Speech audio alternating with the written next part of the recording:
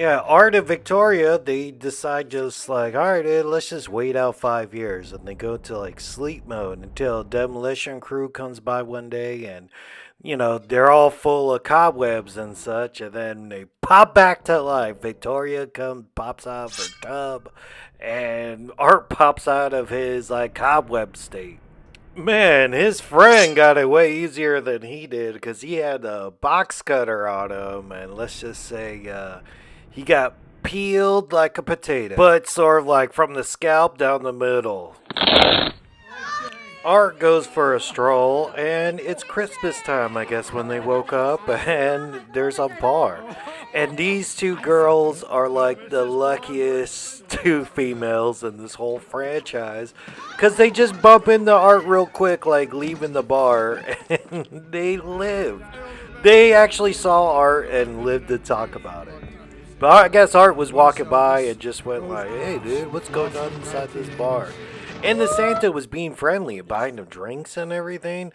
And I think he was probably like, "Oh, this guy's a circus performer, or maybe he's like special needs or something like that." So he's like, "Yeah, yeah, sure," and he like made friends with him a little bit. But Art gets up to a point. I guess this is why he doesn't make friends, he pees on him. And it's like, get the hell out of here.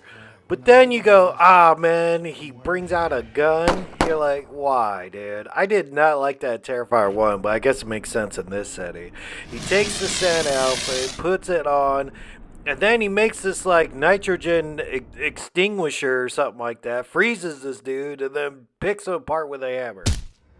So Sienna went on a solo mission to go get that sword, but she goofed and left it under the tree and fell asleep. Oh, the mom gave her like Xanax, but still, dude, she fell asleep. Sleep with that sword underneath your pillow, dude. Art the Clown comes to the house, beats the hell out of her, and then you see the body of the dead uncle, knocks her out with a mallet. They come to. The mom is tied up, and then he gets all Game of Thrones on her with Victoria's there too as a spotter and puts a rat down her mouth. And you're like, oh, dude, that was totally on Game of Thrones.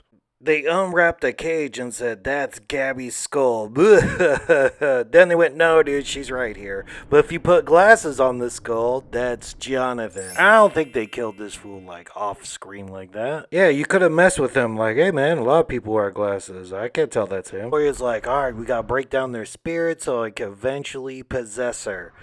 And they're still trying to break down her spirit, and they go, here, open this gift. And they just got overconfident, and the gift was the sword, and she was able to chop Victoria's head off, stab Art, but then a hole opened up in the ground and swallowed Gabrielle up, and she was unable to get her. It swallowed her up, and Art made his escape and got onto a bus. That's bold because it's not Halloween time. This is Christmas time. So, shit, I guess you gotta wait till part 4 to see what happens.